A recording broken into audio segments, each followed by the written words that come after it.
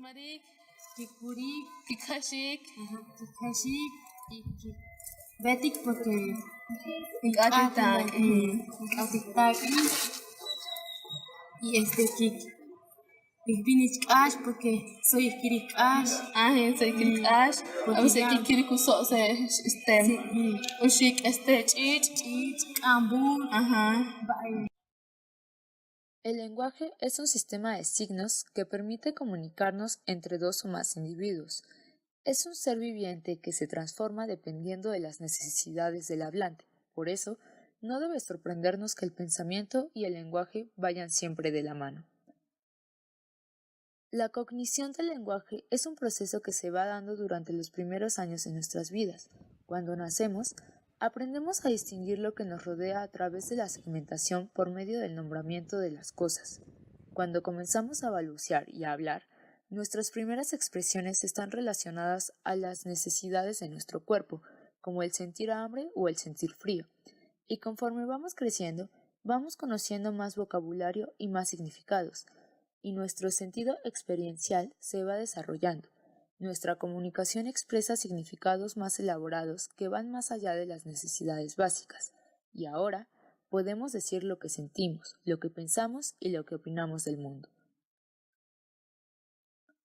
Cuando comprendemos y asimilamos tantos significados de una lengua, estos van cargados de cuestiones culturales que le importan a la comunidad lingüística que la sostiene y que la consolida de acuerdo a la manera en la que percibe la realidad.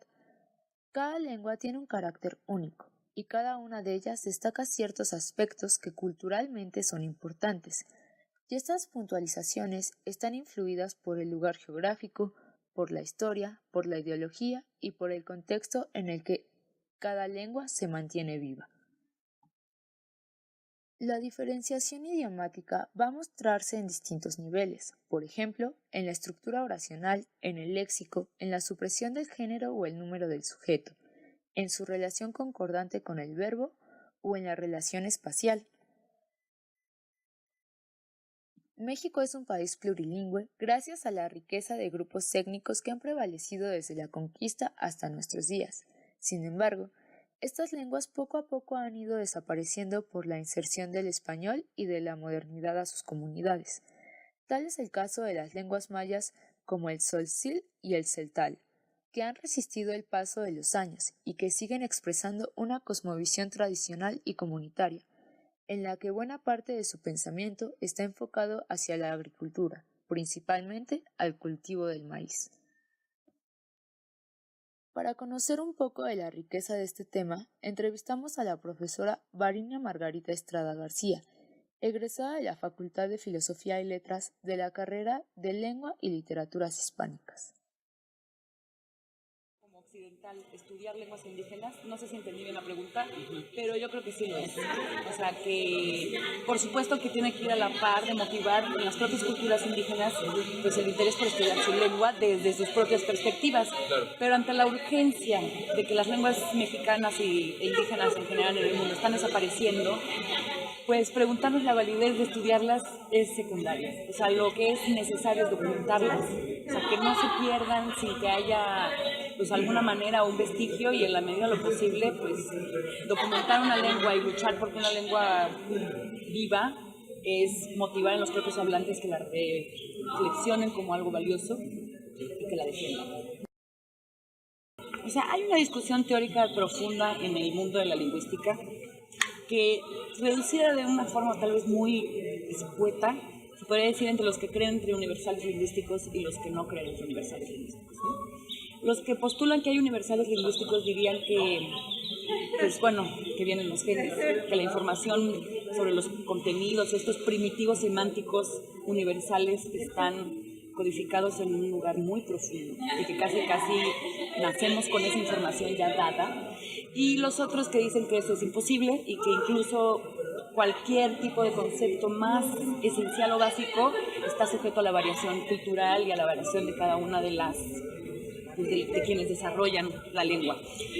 Entonces, bueno, como punto de partida yo estoy más del lado de los que creen que no hay universales lingüísticos, o que si existe algún tipo de universales lingüísticos en realidad son muy, o sea, que no te explican realmente mucho. O sea, decir todas las lenguas tienen verbos, sí, ¿no? Pero qué es verbo en cada lengua, ahí es absolutamente diferente. O sea, cada lengua tiene una concepción distinta de las categorías gramaticales, de los sentidos, de las cosas. Dentro de esta discusión entre universales y no universales, también no solo está en la sintaxis, también está en la semántica. O sea, ¿qué conceptos son universales al ser humano? ¿Existe la posibilidad de que haya conceptos universales al ser humano? Entonces, bueno, desde mi perspectiva, la que yo he intentado como estudiar, yo siento que si alguna universalidad hay en el lenguaje es la que se refleja de que los humanos sí estamos intentando solucionar cosas similares en todo el planeta. O por ejemplo, así tal vez para que no se entienda tan abstracto, todos los humanos en el planeta tenemos impacto con la gravedad. O sea, todos sufrimos el efecto de la gravedad y lo vemos y lo observamos. ¿Es un universal lingüístico? No creo, es una realidad del planeta, ¿no? Y entonces que las lenguas expresen una realidad del planeta, no sé si tenga que ver con un universal lingüístico, sino con que es un universal del planeta Tierra, ¿no? Entonces que hay que saber distinguir entre conceptos primitivos semánticos y pues las cosas a las que las lenguas hacen referencia, ¿no? Es como decir, todas las lenguas tienen una palabra para sol. Pues sí, pero si tuviéramos 5 soles en un mundo posible, o tuviéramos 3 lunas, tal vez cada una tendría un nombre diferente y todas las lenguas tendrían una manera de referirse a cada una de esas lunas. Entonces, cuando uno dice, ¿son esos significados universales?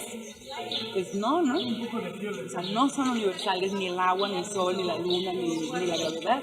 Lo que sí es universal es que en el planeta Tierra los humanos estamos sometidos a esas experiencias y hemos encontrado la manera de referirnos a ellas.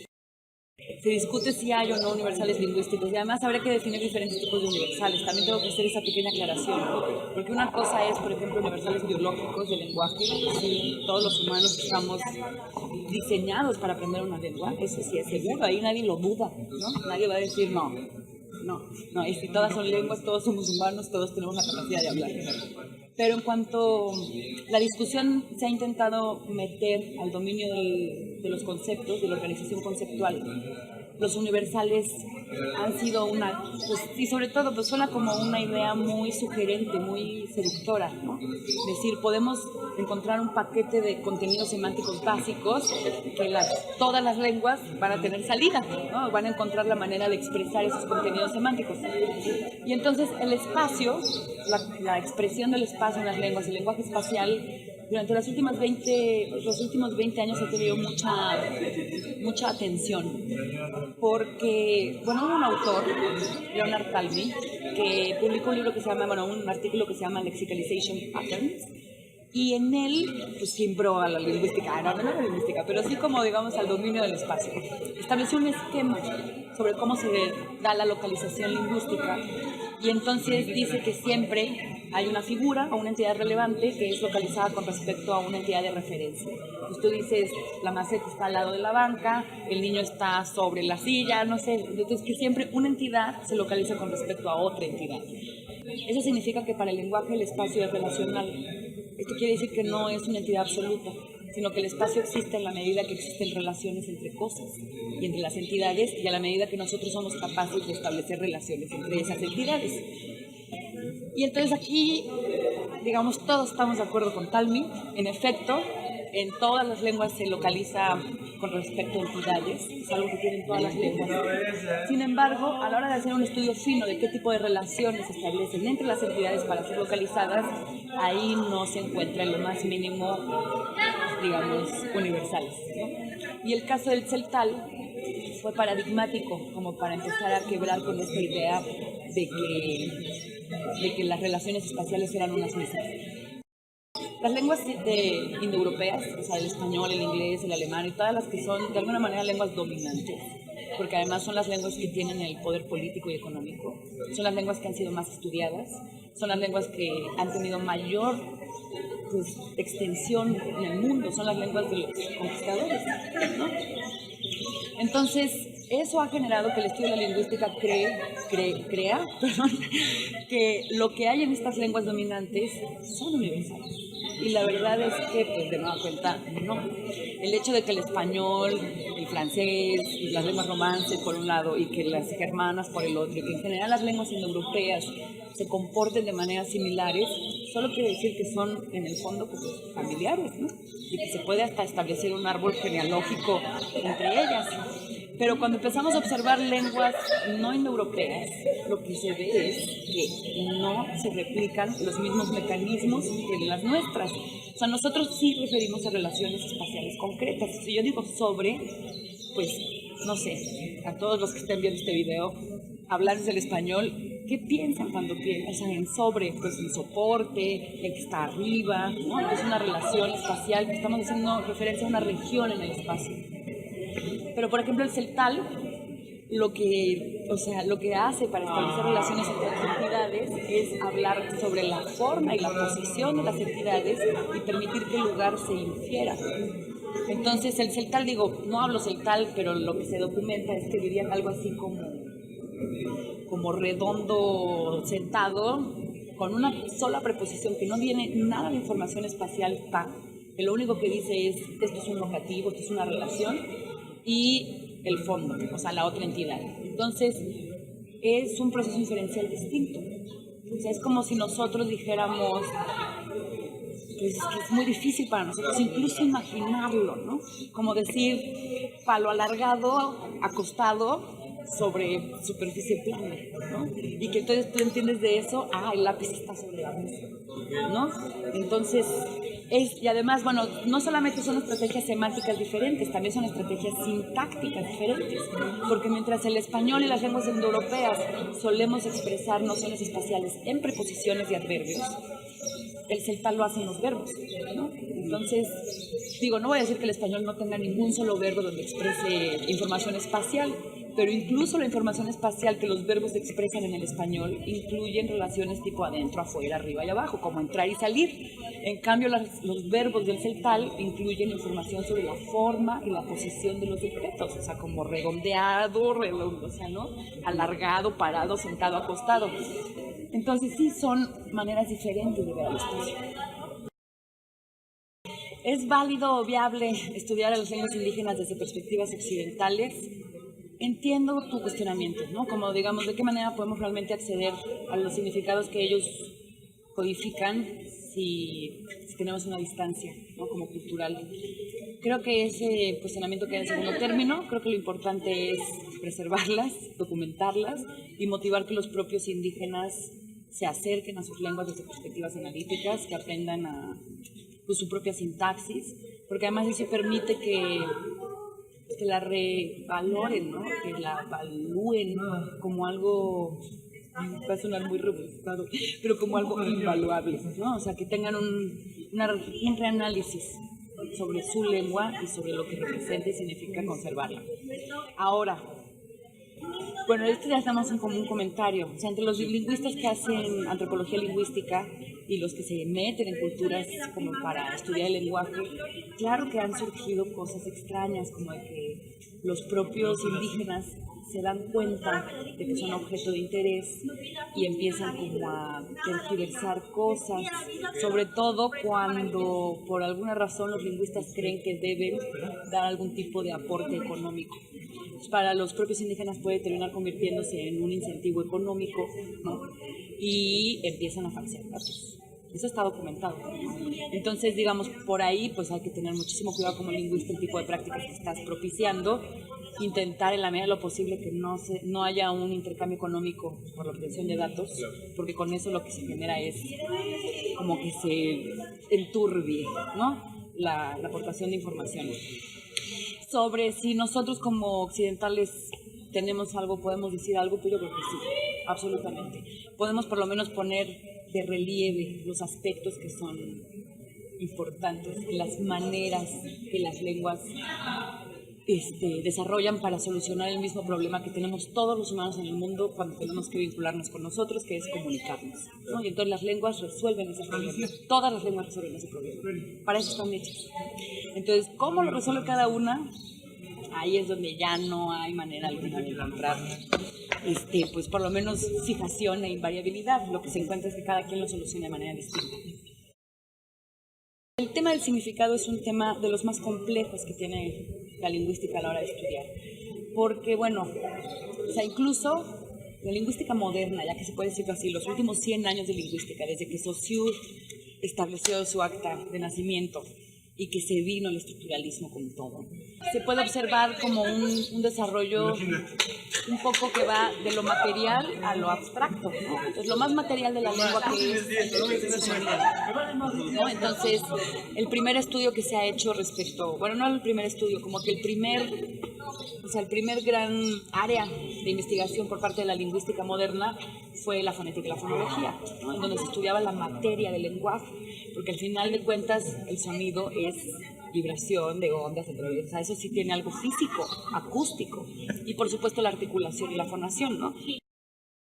Pero es como lo más material, ¿no? Entre comillas, o sea, la fonética. Luego la fonología es un poco más abstracta. La sintaxis todavía tienes forma, ¿no? La morfología y la sintaxis tienes forma, tienes manera de estudiar las palabras, los morfemas, las cosas, hasta incluso, si quieres, de una manera muy rara, hasta el acento. Porque la diferencia entre Juan llegó y yo llego es el acento, ¿no? Llegó y llego. Entonces, el acento también tiene, pues, vale, ¿no? Tiene significado. Pero bueno, todavía, digamos, puedes como sentir que tienes algo de carnita, ¿no? De materia que estudiar, ¿no? O sea, la forma, o sea, incluso la grafía, o no sé. Pero cuando ya empiezas a entrar a la semántica, se vuelve un espacio en el que hay que tener mucho cuidado porque puede pasar cualquier cosa, ¿no? Tú puedes decir, no, explicarlo todo así nomás como por tu propia intuición, ¿no? Y realmente no tener ningún tipo de, ¿cómo decirlo?, de solidez científica, ¿no? Que solamente es tu opinión, ¿no? Básicamente. Entonces, en el mundo de la semántica, pues estamos un poco más perdidos. No del todo, pero sí hay muchísima más discusión respecto a cómo se crean los significados, porque además ahí ya entran procesos psicológicos, neurológicos, culturales, sociales, o sea, ahí ya empieza incluso hasta individuales, ¿no? ¿Qué significa algo en determinado momento para determinada persona? O sea, se vuelve ahí como un mundo más pantanoso, más difícil de analizar. Pero bueno, desde una perspectiva, si lo que nos interesa entender es cómo varían los significados, cómo cambian, pero no cambiar en términos de que un día fue una cosa y otro día es otra, sino cómo cambian en términos más sincrónicos, ¿no? En latitudes y cosas así, puede ser como más sencillo estudiar. No sé si más sencillo, pero ha sido como el lugar para donde se estudia. Como Lyons nos ha hecho ver desde hace mucho tiempo, existen diferentes tipos de significado. Podemos hablar de un significado meramente léxico, que es el que está contenido en las palabras, ¿no? Es en el que todos los hablantes de una lengua dada convencionalmente están de acuerdo que ese es el significado, y es por lo mismo por lo que esta y esa van a ser sillas, aunque sean totalmente diferentes, ¿no? O sea, de alguna manera hay significados que son estables en la lengua y son léxicos. Pero también habla de que hay significado gramatical, y entonces es un poco el que yo les estoy hablando, que si es femenino, masculino, plural, singular, no sé, son pequeñas variaciones en las palabras que te permiten entender si fue presente, pasado, futuro. También podemos hablar de significado enunciativo, y eso tiene que ver con el momento de enunciación, valga la redundancia. Pero ese significado pone de relieve que la comunicación se da en vivo y en directo. O sea, no es algo, pues el significado se crea en cada interacción. Y ese es el que puede cambiar muchísimo de contexto a contexto, de situación a situación, de persona a persona, dentro de una misma lengua. Aquí estamos hablando todo el tiempo de significados dentro de una misma lengua, todavía, ¿no? Digamos. Pero además está el problema de estudiar el significado, como hablábamos hace rato, cómo es que diferentes culturas o diferentes lenguas conceptualizan o organizan conceptualmente un determinado dominio semántico. Y ahí también tenemos otro lugar en donde va a haber discusiones y variación y maneras distintas de hacerlo.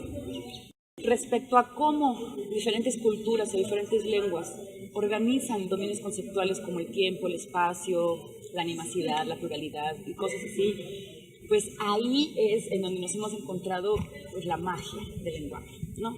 La posibilidad de solucionar una misma situación de maneras muy distintas. Por mencionarles unos ejemplos, hace rato les hablé del espacio en el celtal, y sobre todo del espacio como en términos muy, muy inmediatos. Y está documentado que ellos utilizan un sistema absoluto. Pero digamos que la diferencia entre estos tres sistemas, para referir al espacio, es que el absoluto es como norte, sur, este y oeste. en nuestra cultura. El relativo es izquierda y derecha, y el intrínseco es tomar al propio objeto y a partir de ahí hablar de arriba, de abajo, ¿no?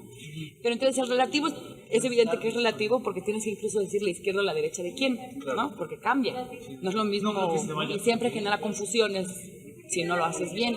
El intrínseco está basado en el objeto. Entonces, por ejemplo, si tú a un objeto le asignaste un arriba y de todas maneras lo volteas y le sigues diciendo arriba esa parte, aunque el arriba ya volteó, es intrínseco.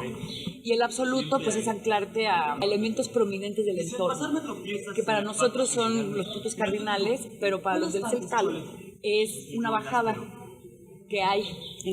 O sea, yo no sabía, me enteré cuando leí esto, pero que en la zona de Tabasco el norte está de bajada, ¿no? O sea, ir hacia el norte es ir hacia abajo. Entonces, esta comunidad hablante del celtal ha estado ahí pues toda su vida y ha metido esta bajada en la gramática de su lengua, en las concepciones de su lengua. Entonces, las cosas están hacia la bajada o hacia el lado, o sea, como hacia abajo o hacia arriba con respecto a la bajada. Entonces, eso obliga a que los hablantes de celtal tengan que saber y tengan que estar ubicados, perfectamente bien ubicados cuando quieren hacer las cosas. Porque si no, no podrían decir dónde están las cosas si no está con respecto a la bajada. Entonces, bueno, eso nos da una idea de cómo una comunidad logra resolver un problema sobre la espacialidad y que encuentra dentro de sus posibilidades pues agarrar de referencia la inclinación que lleva hacia el norte, que es absoluta, que no cambia, que es ahí. Entonces, han hecho experimentos con estos hablantes, les han vendado los ojos, les han dado vueltas, los han sacado de su lugar, los han llevado así como a perderlos y no se pierden. O sea, entonces hay que tener mucho cuidado con este tipo de cosas, porque ¿qué significa? ¿Cómo podemos interpretarlo?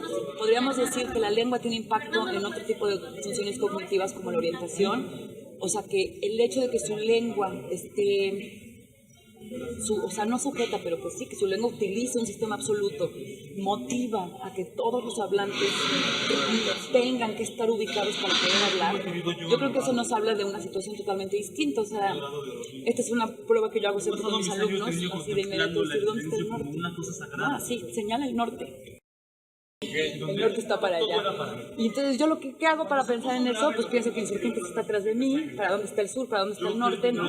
Así de rápido, porque para mí Insurgentes es la avenida que atraviesa la Ciudad de México de norte a sur. Pero tengo que hacer una reflexión de ese tipo, acordarme dónde está la calle, para saber dónde está el norte.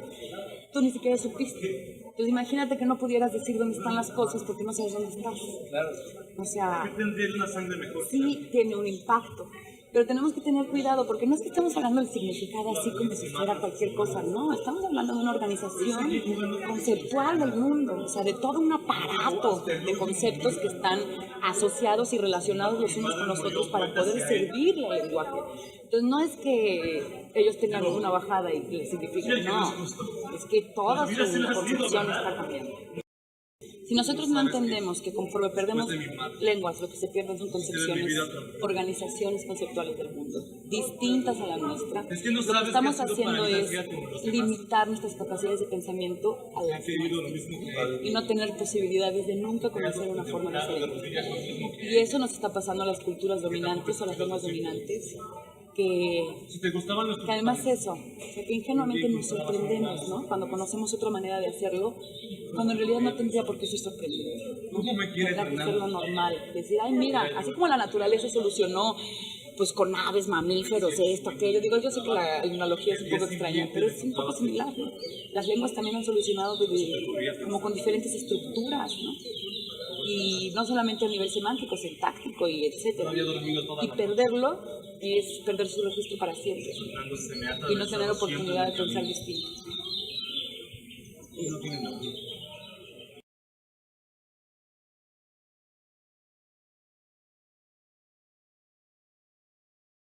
¿Y qué es lo que les gusta de ir a la selva, además de recolectar sus... Pues me gusta así caminar. Es muy fresco. Sí, es fresco. Ir a visitar. Hay muchas cascadas, ríos, puedes ver Hay ahí. muchos pajaritos, lo escuchas ahí zumbando allí en la selva. Hay cuevas también, sí. ¿Hay cuevas? Sí. Que algunos no los conocen porque no llegan ahí, porque están muy lejos. Sí.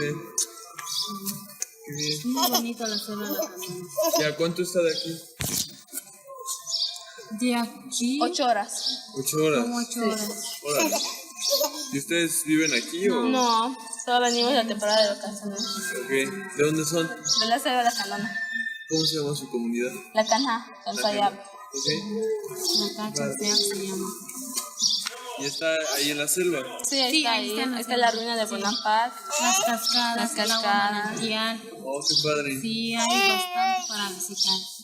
¿Y creen que las tradiciones están vivas, las tradiciones antiguas? Sí, algunas sí. ¿Sí? ¿Como Sí. cuáles? De túnica, a veces costumbres. Ujú. Siguen las costumbres allí. Algunos tienen, como se casan con 2 mujeres, 3 mujeres, algunas. Ajá. O algunos siguen el costumbre de creer, de Creencias, pues, así, así. ajá. Creencias tienen de la canónica. Sí, hay muchas creencias iguales allá. Siguen las dioses, costumbres sí. allí. Nos juntamos así, pequeñas, muy chicas así.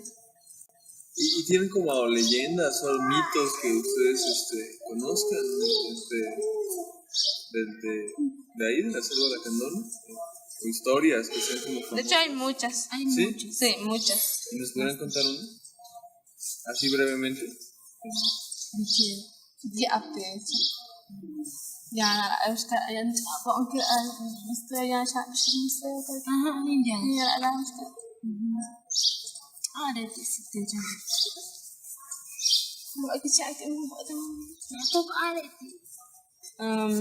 Tenemos mucha.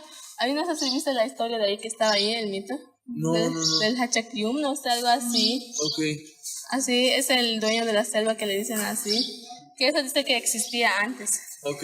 Tenía sus dioses, Ajá. lo adoraban porque No sé si viste, hay antes unos no había así vasitos. sus dioses, no creían en Dios, pues antes No existía. tenían como sus jarrones y dicen que eran sus Mi dioses. papá me contaba historias en la noche Sí. para que nos dormíamos. Ah, qué Y padre. yo decía a mi papá que nunca se me va a olvidar eso, yo le voy a contar a mi niña. Qué bien. Nos contaba que antes no creían en Dios, pero antes existían bastantes cosas, hasta incluso espíritus, así dice. Que sí existían todos así, monos que volaban, no sé, algo así. Y decías, Órale. ajá, dice, ¿por qué no creían en Dios? Solo creían en eso, dice que es Hachakyum, dice, enseñando la selva.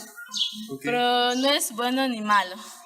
Solo es. Ajá, solo Es es. Ajá. el dios del canto y del baile. Ajá. Sí. Dios del canto y del Que baile. es el dueño del agua, de las lluvias, del rayo, del todo eso, porque antes no creían en Dios, tenían sus dioses, iban a adorar, pero nunca llevaban a los niños, porque dice que eran malos, que porque si se iban los niños y botaba algo, dice que se morían, que porque la verdad no sé, ahí tenían muchas leyendas muy feas, muy de terror, muy feos. Sí, dicen que sí existían así, bastantes. El español usa el verbo copulativo estar. Este verbo hace cópulas caracterizadas por una predicación no verbal, es decir, la información que se predica está fuera del verbo y no dentro del mismo. Esta información son las preposiciones locativas para la expresión de relaciones espaciales, en, sobre, entre, vas, tras, etc. El celtal tiene una sola preposición para toda la lengua. No es especial para determinar la localización. Lo que le da la localización es la información contenida en el verbo, del tipo insertado adentro. El estudio de otras lenguas que no sean las dominantes del mundo nos permite conocer las diferentes posibilidades lingüísticas que el ser humano tiene. Somos millones de habitantes y con esto somos más de 8.000 lenguas en el mundo, de las cuales los principales estudios provienen de las lenguas más habladas o que tienen más alcance debido a su poderío económico-social, como el inglés, el español, el portugués o el chino. Y debido a que se hablan y se extienden cada vez más, provocan la desaparición de otras lenguas con pequeño número de hablantes, que nos aportan distintas ideologías y estructuras de las que el ser humano puede ser capaz y que deben ser preservadas. Si no, ¿qué más conoceríamos del mundo?